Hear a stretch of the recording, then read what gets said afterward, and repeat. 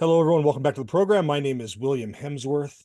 Great to be back with you this week on another great episode. My guest this week is Stephen Arms. He lives in Portland, Oregon with his wife and children, and he co-authored a book with his father titled Milestone to Manhood, where Stephen shares his firsthand experience of his rite of passage weekend and reflects on how it shaped him into the man that he is today. Stephen, how are you doing today? I'm doing excellent. Thanks for having me, William. Oh, my pleasure. I'm glad we can finally make this happen. I know we've been corresponding through email quite a bit.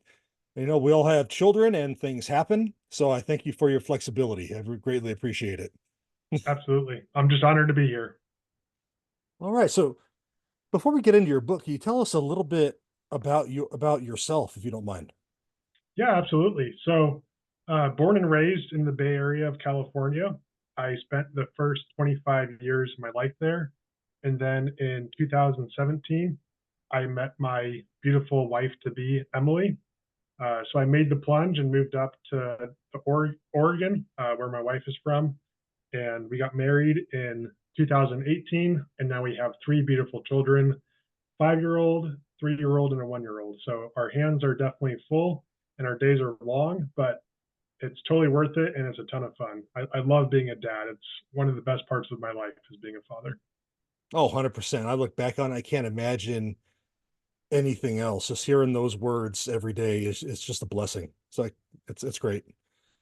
So your book, what made you decide to co-author this book? Yeah, the book is about a personal experience that I had when I was 13 years old.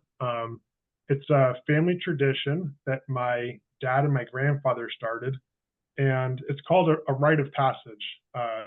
Essentially, um, my dad took me away for a weekend on my 13th birthday and surprised me with my grandfather and my two uncles, kind of the most important male role models in my life. And we went through we went to a cabin and they had some different kind of group exercises, rituals, like almost like a retreat type exercises. So a scripture sharing exercise, giving of letters, giving of a family heirloom, different rituals for the group to go through. And then at the end of the weekend, they told me, you are now considered to be a man in this family, just like one of us. So, really, the purpose of this whole rite of passage is to give a boy a moment in his life where he can recognize, I am no longer a boy, but I'm now a man. And the benefit of having that is that the boy doesn't have to try to prove that to himself, right? Um, in the absence of a rite of passage, in the absence of his father creating some sort of event and telling his son, I see you as a man now, then the boy is going to try to go prove it to himself in one way or another. And as you know, 13-year olds don't really have the best foresight. They don't always make the best decisions. So whatever that looks like for him trying to prove himself, usually it's not very pretty. Yeah, as I told you off air, I have a 15-year-old, so I totally understand that. In addition to that, I teach middle school, sixth, seventh, and eighth grade, and I see that so much. So I totally hear what you're saying and preach into the choir. And I know I'm sure every other father and mother listening to this is going to feel the same way. So why the age of 13? In your book, that's a significant um, year that you've mentioned throughout your book. Why is the age of 13 important? Yeah, we think that 13 is the ideal age for a rite of passage for a couple of reasons. One is that, it really mimics what we see in the Jewish bar mitzvah. That's probably the most Okay. famous or well-known version of a rite of passage that's still practiced today is the bar mitzvah. And that occurs when a boy turns 13. 13 years old is kind of a milestone birthday. Your son is going from a child to a teenager, so already it's kind of a big event in his mind, becoming a teenager. So it's already a big birthday for him. And we also find that 13 is kind of that sweet spot where the boy is old enough to understand some of the advice that's given to him.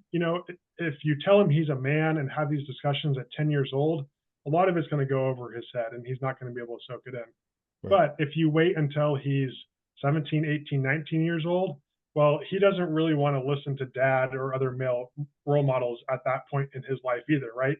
an 18-year-old thinks he knows everything and doesn't want to listen to dad. So we think that 13 years old is kind of that sweet spot. Now, if you have a 14 or 15 or 16-year-old, I don't think that it's too late to hold a rite of passage for him. But by the time a kid is 18 or 21, I think that that ship has kind of sailed. Okay. So who attends a rite of passage? Is it just the boy and his father, or is it someone else? Well, definitely, fathers are undoubtedly the most important male role model in a boy's life. So ideally, it would be the boy's father who is organizing this event. Um, Boys look at their dads to to know what it means to be a man. He's looking at you and your actions day in and day out. But it's also important to get other men involved in your son's rite of passage because they can break through to him in a way that dad can't. They have just a little bit more emotional distance from him. They don't share the same roof as him. They don't live together. So by getting other men involved, men like his grandfather, his uncles, close family friends, maybe friends from church, by getting other men involved, they might say some piece of advice that you as dad has been saying for the last 2 years, right? You need to make your bed every morning. You need to make your bed every morning. But just hearing those words come out of the mouth of a man who's not dad, it's like, oh, I never thought about that before. Maybe I should try it. So yes, dad should be present. He should be leading this, but you should get other men involved because that is going to help to break through to your son in a way that he might actually listen. So they're going to reiterate pretty much everything the dad's been saying, but the son's it's gonna hit a different way, essentially.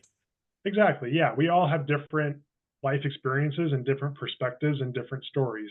But by getting other men involved, um, it helps to make the weekend that much more memorable. Okay. Now, how about Jesus? Did he have a rite of passage? Good question. So Jesus did have a rite of passage. Um, I, I'm just stating the obvious here. Jesus was Jewish, so Right. some people think, well, maybe Jesus had a bar mitzvah. The bar mitzvah that we know today did not come about until around the year 1500. So it's only been around for 500 years. Wow. So, and as you know, Jesus was walking on the earth 2,000 years ago. So it's safe to say that Jesus did not have a bar mitzvah. That being said, he did have a rite of passage event, and his rite of passage is accounted in the Gospel of Luke. It's the story of the finding of the boy Jesus in the temple. And there's a few reasons why this story is Jesus's rite of passage event. One is that it occurs when he was 12 years old. The gospel writer includes that small detail that he was 12 years old. That's an important detail that was put in there for a purpose, right? This is the only story that we have of Jesus's childhood that's not related to his birth, is the finding of him in the temple. And then as you go through the story, there's three distinct phases of it that mimic the three phases of any rite of passage. So the first stage is there's a separation, right? Jesus is separated from his mother and his father in the caravan. He's separated from his normal support circles, right? Uh, we see in, like, for example, the Australian walkabout, which is another culture's rite of passage event.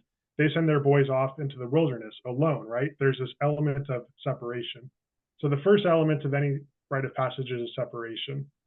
The second element is a challenge. In Jesus's case, it was this 12-year-old boy having discussions with the teachers of the law, the scribes, about scriptures.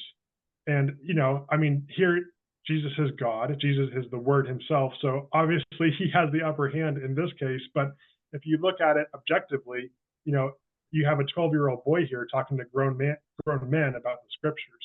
So that's kind of his challenge that he was presented with. And then the third element is this reincorporation back into the family, and with a marked difference. So Joseph and Mary eventually find Jesus. And what you notice is when Mary says something along the lines of, "Why did you do this to us? Didn't you know that we would be looking for you?" And Jesus's response comes off as kind of cold. He's like, Right. didn't you know that I would be in my father's house? He doesn't come running back to mom crying and saying, I missed you, right? He responds to his mother in a way that a man would respond, not in a way that a boy would respond.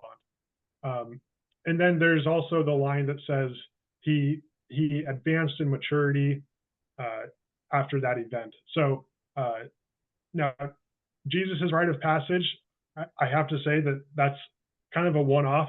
I'm not recommending that for um, for our sons today. That's a different set of circumstances. Right. But I think it's interesting to note that Jesus did have a rite of passage at 12 years old, and I think for any Christian father, that is one reason why, another reason why we should be holding a rite of passage event for our sons. Okay. And speaking of the event, what does the event look like? What does the weekend look like? Can you walk us through that for a little bit?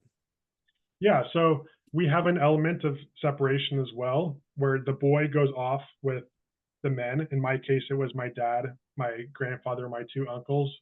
And we went to a cabin in Lake Shasta, which is in Northern California, about 3 hours away from the Bay Area. So you kind of get out of hometown a little bit. And then, as I referred to earlier, there's different, and these rituals kind of add context to the weekend. They put meat on the bones, because as men, there's this tendency when you put five men in a cabin at Lake Shasta with fishing poles and a boat, there's this tendency to just want to go fishing the entire weekend and not talk about anything deep, just stay at the trivial level.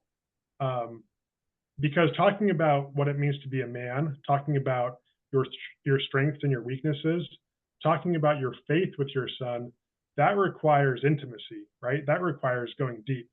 But the rituals, these group exercises, help the group to engage in discussion that's actually helpful to the boy. So the first ritual is an entrance ceremony.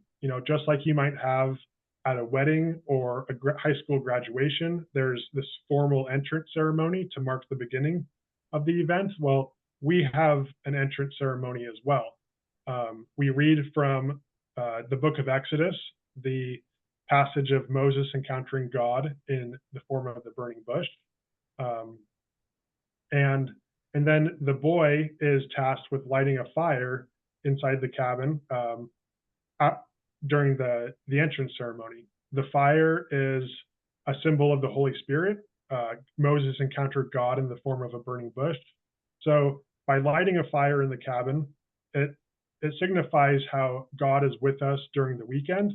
And of course, God is always with us, but having that symbolism, it's a way for the boy to understand. It's a way for the boy to visualize the importance of his faith. And he's also tasked with keeping that fire going throughout the entire weekend. So that's the boy's challenge during the weekend, is that he has to maintain that fire for the whole 48 hours. Now, that shows how, as Christians, sometimes our flame of faith gets hotter and sometimes it's colder. But what's most important is that we never let that flame become fully extinguished, right? That's part of being a Christian man, is that you have to work on your faith. That means things like daily prayer, receiving the sacraments, taking your family to church. Your relationship with God as a man is going to require work. You have to feed it, just like you have to feed a fire wood. So that's one example of one of the quote unquote rituals that we have during the weekend. There's also a discussion of what it means to be a man. There's a scripture sharing exercise. As I referred to earlier, letters are presented to the boy that the men have written out beforehand, and then a giving of a family heirloom. So in my case, my dad gave me a set of silver dollars coin collection that his dad had given to him. Not something with necessarily not a ton of monetary value, but a lot of sentimental and emotional value to the family. A sign that, now that your son is 13, you can trust him with things that have meaning to you. And then the culmination of the weekend is really the formal bestowing of the title of man. And that's when, in my case, I specifically remember my grandfather looking me in the eyes and telling me those words. In this family, you're no longer considered to be a boy, but you're considered to be a man now, just like the rest of us. Wow. So how did the rite of passage impact your life and impact your faith? Yeah, I would say really my rite of passage impacted my life in two ways. First of all, as a kid, I never really questioned my identity as a man because my dad and my grandfather told me you are a man. So I never really went through like, oh, am I a boy or am I a man? I just knew that I was a man because my dad and my grandfather had told me. And I don't mean to say that I had like huge biceps or I could grow a beard when I was a teenager. I just mean to say that I never questioned if I was a boy or a man. And I don't think that I ever tried to do things to try to prove myself as a man, like jumping off cliffs or, binge drinking, Mhm. getting into fights. Like, I mean, don't get me wrong, I did my fair share of stupid things. But I don't think that I was motivated by trying to prove myself as a man. Um, I was settled in that because my grandfather and my father bestowed that on me. It was a gift that was given to me. The second way that it really impacted my life was, and one thing that's said throughout the weekend is, now that you're a man in this family, you are a part of a tribe of men, and we love you unconditionally. We have your best interest at heart. You can come to us at any time and talk to us about anything. We are in your corner. And, as a 13-year-old boy, like I heard that and I shook my head up and down, but I did not really know what to make of it, right? Well, it wasn't until I got into college, here I am now 21 years old, and spending time with people who were raised very differently than me, had very different set of values than me, and it really made me question my faith. Um, I was nervous to go back to my mom and to my dad and tell them, Mom, Dad, I'm not sure if I believe in God anymore, because I did not want to disappoint them. I knew that they would be disappointed if I told them that, but I had serious doubts in college. And it wasn't, and then I remembered, in college, I remembered back to my rite of passage weekend and how all the men said, we love you unconditionally. We have your best interests at heart. You can come talk to us about anything. And those were the words that gave me the confidence to go back to my dad, to go back to my grandfather and say, Dad, Grandpa, I am not sure if I believe in God anymore. Why do you believe in God? And they shared more about their faith with me. Um, Hindsight is 2020. I can't say what would have happened otherwise, but there's a good chance that if it wasn't for this rite of passage weekend, I would not be a practicing Christian or a practicing Catholic today. Wow. Thanks for sharing that. That's powerful. It goes to show the influence that we have, and we should never take it for granted. So how about girls? So for someone who may not have a son and they just have all girls, can a girl have a rite of passage? Yeah, absolutely. So I come from a family of all boys. I have three brothers. But that being said, all of my female cousins did have a rite of passage weekend. It was very similar to the weekend that I had. The biggest difference is um, the biggest difference is probably that it's all the women of the family who take her out for her weekend, not the men of the family. Um, and then there's small changes as well. So I know for their rites of passage, instead of lighting a full-blown fire in the fireplace, they do a candle and they keep the candle lit for the entire weekend. Um, there's an element in the male version of the rite of passage where the men collect sticks from outside and they use sticks for one of the rituals. The women don't do that. They use tiaras around their head, so just a more uh, feminine symbolism there. There's also an element of a quilt. So during the what it means to be a woman discussion, all of the women of the family come prepared beforehand with a square of a quilt. It might have a heart on it, a crucifix, or a tree. and they'll share with the group why they made this and, you know, what symbolism of virtuous womanhood this symbolizes.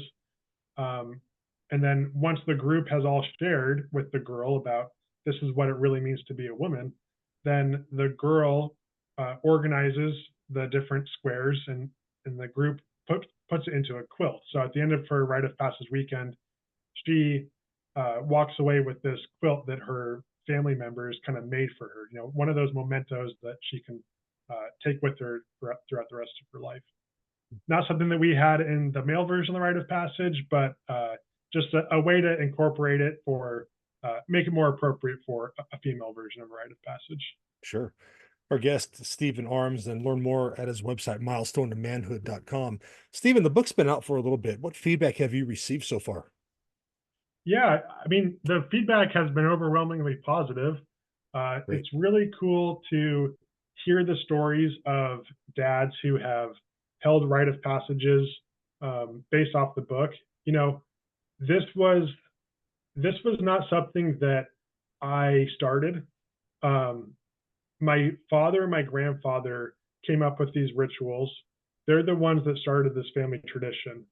It wasn't until 2020, you know, 17 years after my rite of passage weekend, that my dad approached me with the idea of putting this into a book and helping other fathers organize a rite of passage for their sons. Um, it's cool seeing, you know, some dads just take the rite of passage weekend straight from the book and they do all 9 rituals, just like our family did them, which is incredible. And then there's other families who adapt the weekend and they totally make it their own.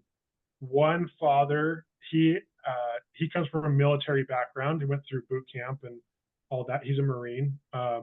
He did a backpacking trip with his son, and his son's challenge was he had to uh, carry a torch throughout the whole 20-mile backpacking trip. Like, now it Wow. wasn't an actual burning torch; it was a stick, and he put like a piece of foil with orange coloring on top, so it wasn't actually a fire. But you know, his son is only 13 years old, and they went on a 20-mile backpacking trip while his son is carrying this thing. You know, so I think he incorporated some of his military background into his son's rite of passage. Another dad did something that was really cool where all of the men of the group, his son is more of like a bookworm type, you know, loves to read. And all of the men of the group brought their one favorite or one most impactful book that they've ever read in their life. And they shared with the group, with the boy, how this book impacted his life. And then they all gave that a copy of their books to the son. So the son walks away from that weekend with 5 books that had impacts on the men in his life. And so I thought that was a really cool way to reach a boy. You know, there's 2 examples of one is more outdoorsy and physical, and here's another example of one who is more of a bookworm. But they both, in both cases, they made it customized and unique for their own son. Great. Where can our listeners learn more about your work and where can they get the book? Yeah, the best place to get a copy of the book is our website, which is milestone-to-manhood.com. And we also have a free resource there for your listeners. Um, one thing that we found uh, for dads who want to organize a rite of passage weekend, one of the most difficult parts is just explaining what a rite of passage is, why you want to hold one for your son, and what the weekend actually looks like. Because most other men don't have an idea of, like, why would you want to hold a rite of passage for your son, right? Because this is not something that we do in our culture anymore. We don't have a similar rite of passage event that happens at 13 years old.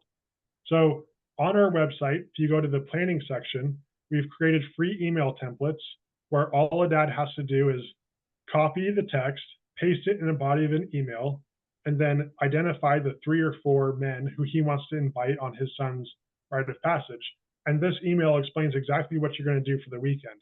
This is what a rite of passage is. This is what I want to hold on for my son, and this is what it's going to look like. So we've literally given you the words that you need to organize a rite of passage. We've tried to make it as easy as possible for a father to pull off one of these weekends. So yeah, the best place is our website, milestone-to-manhood.com, where you can purchase a copy of the book or get those free email templates. Great. Well, I encourage everyone to go check it out. And Stephen, thank you so much for coming on and sharing your story and your book with us today. Really appreciate it. Thanks for having me on, William. All right. God bless. You too.